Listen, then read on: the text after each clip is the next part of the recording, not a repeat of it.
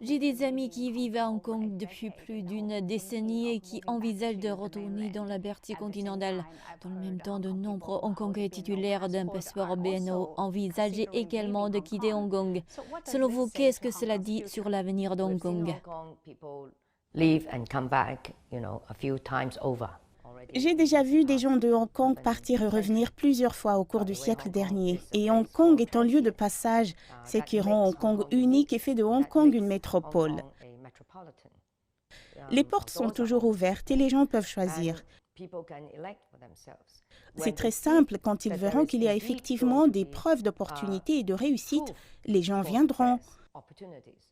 En ce moment, nous sommes peut-être dans une réplique. Nous avons été très francs et pragmatiques. 2019 a en fait ébranlé beaucoup de gens de différents secteurs et de différents groupes d'âge. Nous devons réinsuffler le niveau de compétence, comme je l'ai dit plus tôt.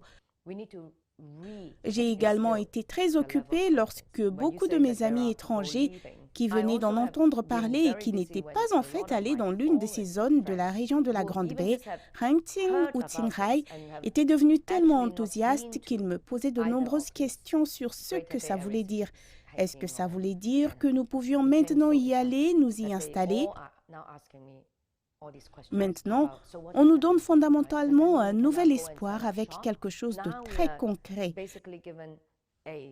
Nous ne parlons pas d'aller dans l'espace, nous parlons de quelque chose qui est vraiment déjà là. We're not talking about, going up to space. We're talking about something that is already there. Concernant le plan de Beijing pour Tianhai et Rongqing pour faire avancer le développement de la région de la Grande Baie, pensez-vous que le plan peut profiter à Hong Kong et Macao? Comment les jeunes de cette région peuvent-ils bénéficier de ces plans?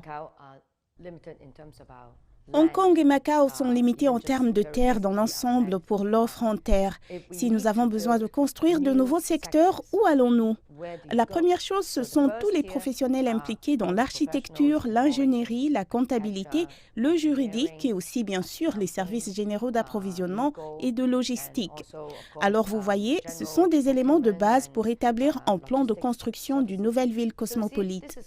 Ici, nous parlons en fait des gens de Hong Kong et de Macao qui peuvent respectivement devenir ces bâtisseurs. On nous demande, on nous invite en fait d'entrer et d'orchestrer.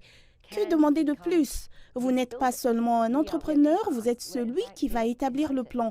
Tous les jeunes d'aujourd'hui, à mon avis, à Hong Kong et Macao, devraient saisir rapidement cette opportunité. Mais pour ce faire, nous devons non seulement saisir le rêve, nous avons besoin de former le consensus sans lequel on ne peut pas simplement profiter sans assumer ses propres responsabilités.